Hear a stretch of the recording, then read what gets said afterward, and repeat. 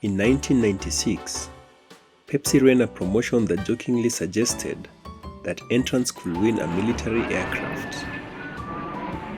And then, one man took it too seriously.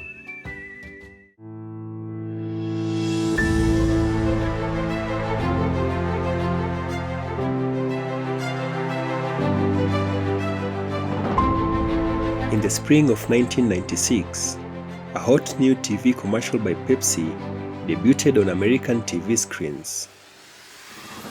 The commercial opens with a cocky teenager donning a Pepsi shirt. As a beat of a military drumline plays on the background, the text, "T-shirt 75 Pepsi points," appears.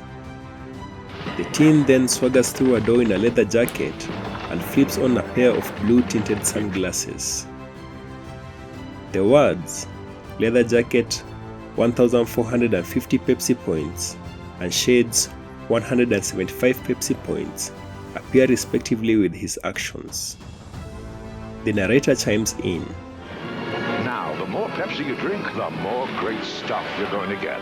The scene then shifts to the teen landing a computer-generated Harrier fighter jet in front of his high school, blowing the clothes off a bewildered principal in the parking lot. The words, "Harrier fighter, 7 million Pepsi points," flash across the screen as the music crescendos into a fade-out. This commercial was the national debut of a promotion called Pepsi Stuff. According to the New York Times, the commercial was the largest promotional campaign in Pepsi's history.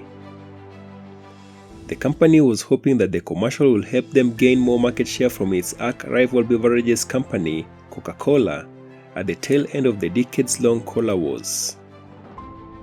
In total, Pepsi spent about $200 million, which is about $350 million today, to roll out this campaign, and a further $125 million was spent on merchandise. So this is how the Pepsi stuff worked. First, billions of Pepsi products around the US were marked with Pepsi points.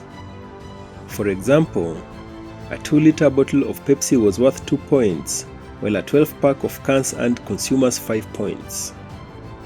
Customers could buy Pepsi products, save up the points, and redeem them for items that were listed in a Pepsi Stuff catalog. Apart from getting points through purchasing Pepsi products, customers could buy Pepsi points for 10 cents each. There were 53 items in the Pepsi Stuff catalog, most of which were the regular corporate swag. You know, things like t-shirts, hats, and beach towels. But there is one major item that was absent from the list of items: the Harrier fighter jet. Most of the kids who saw the commercial, members of the so-called Pepsi generation, which is a new class of youthful consumers who cared more about lifestyle than brands, figured that the jet was part of Pepsi's zany sense of humor and not a real prize. But in Seattle, Washington, a young man named John Leonard wasn't laughing.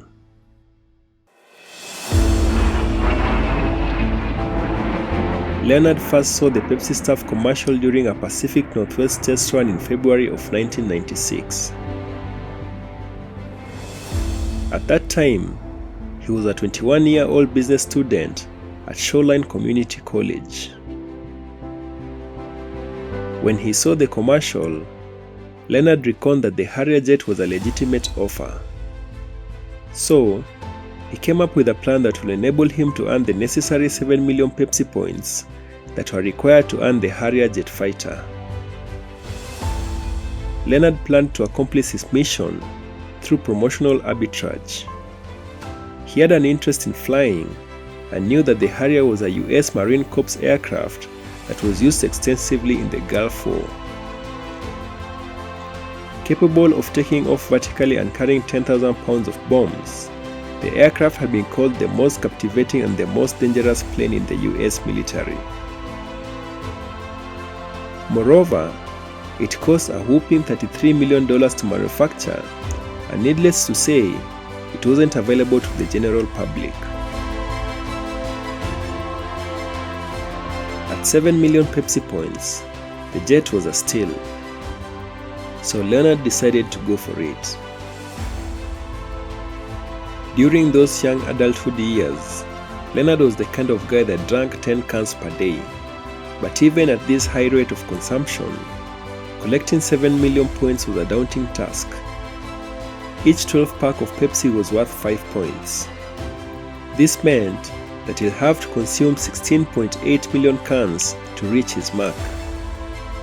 From simple mathematics, that amounted to 46,000 cans every day for 1 year, 552,000 total ounces of Pepsi, 2.5 billion calories, and 689 million grams of sugar, and approximately 4 million in expenditure. That's a whole lot of drinking, ounces, calories, sugar, and monetary expenditure for a 21-year-old American student in 1996. Luckily, there was a workaround. The rules on the catalog only required participants to submit 15 points that they had collected from cans and bottles. The rest of the points could be bought directly from Pepsi for 10 cents each by mailing in a check. All Leonard had to do to get 7 million points was to raise $700,000. So he got to work. Over the next several months, the enterprising college student put together a business plan, researched case law on promotional advertisements, and convinced several investors who were wealthy clients that he had met while working as a climbing guide to front the cash. One of the clients was his mountaineering friend and business owner, Todd Hoffman. Todd gave Leonard a huge check that will allow him to buy the 7 million Pepsi points. On 28 March 1996, Leonard mailed 15 Pepsi points along with a check of $700,008.50, which included shipping, to Pepsi, and politely asked for his jet. And several weeks later, he received a reply from Pepsi. The company returned Leonard's check, threw in some petty coupons, and made it clear that the jet in the commercial was purely fanciful.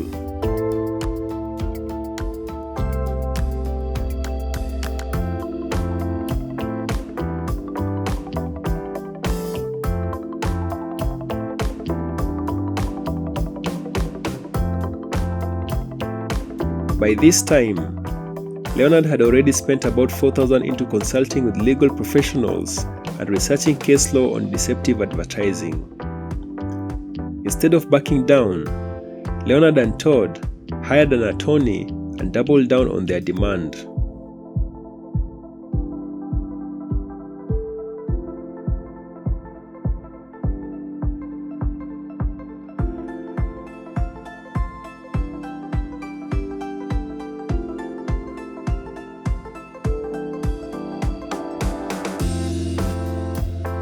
The maverick pair enlisted the help of lawyer Larry Shantz to hash out a deal with Pepsi.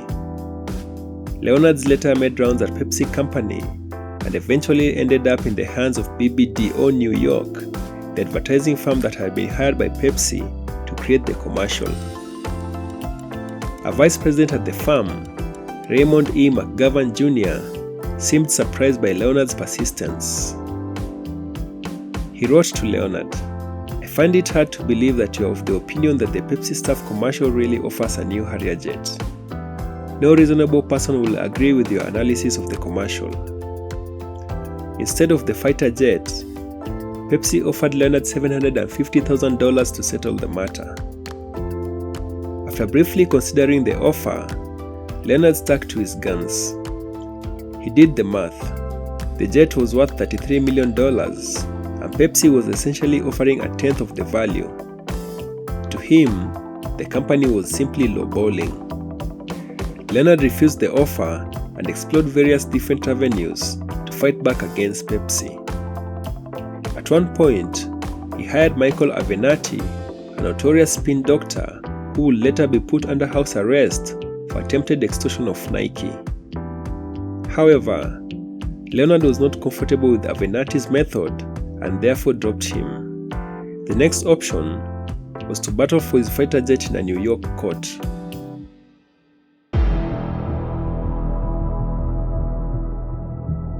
With the help of an attorney, Leonard filed a suit claiming that Pepsi's ad was a binding offer and that the company had breached contract by refusing to exchange 7 million Pepsi points for a Harrier fighter jet. A flood of news reports followed the filing, and Pepsi made no qualms about publicly sharing its thoughts on the matter. A Pepsi spokesman told CBS News, "Tens of millions of Americans and people around the world saw the spot, got the joke and laughed. Mr. Leonard saw the spot, hired business advisors and lawyers, and decided to take legal action." But in a quick rejoinder, Leonard said that he did not want any publicity with his actions, and neither was he trying to make a statement. He didn't even want a settlement. All he wanted was the plane that had been advertised in the Pepsi staff commercial. In an interview with the Associated Press, Leonard reiterated that he was simply trying to take Pepsi up on the offer that it had made to the public. PepsiCo, the parent company of Pepsi beverages, was swift to counterattack. The giant company responded with its own suit in New York, seeking to recoup $88,162 in attorney fees and dismiss Leonard's claims as frivolous without going to trial.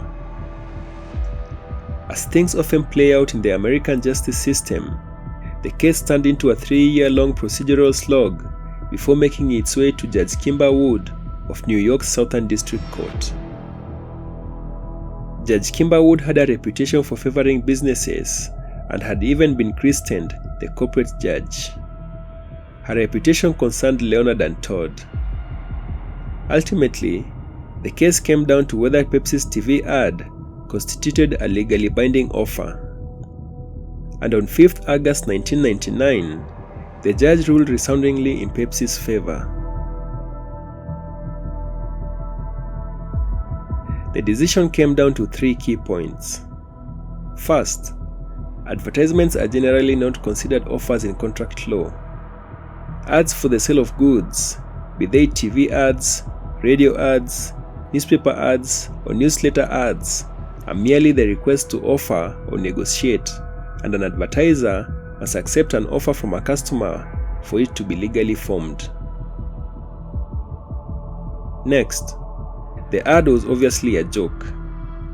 An ordinary reasonable person will conclude that a soft drink company will not give away a fighter plane as part of a promotion.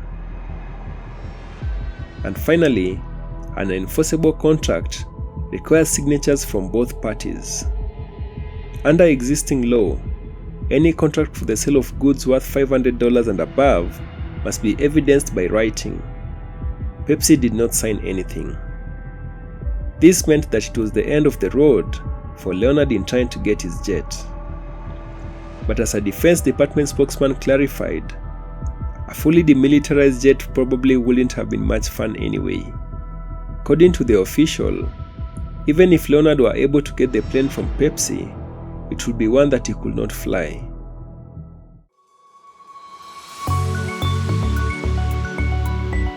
After mounting an unsuccessful appeal in 2000, Leonard pursued his next adventure. He moved to Alaska, where he became the chief mountaineering ranger at Denali National Park. In recent years, he was promoted to the DC Bureau of the National Park Service. Today, John Leonard is 48 years old and living in Alaska. He has put the thought of owning a jet well behind him and currently works as a national park ranger and lives with his wife Dottie and their 2 children, a daughter and a son. Leonard is still close friends with Todd Hoffman, and the pair recently took on the challenge of climbing Mount Vinson, the highest peak in Antarctica. In the aftermath of the lawsuit, Pepsi tweaked the commercial to raise the cost of the Harrier jet to 700 million Pepsi points, while also including a disclaimer to clarify that they were just kidding. While Leonard never got a dime, or more importantly, that jet, his case against Pepsi is now a widely studied case in American law schools.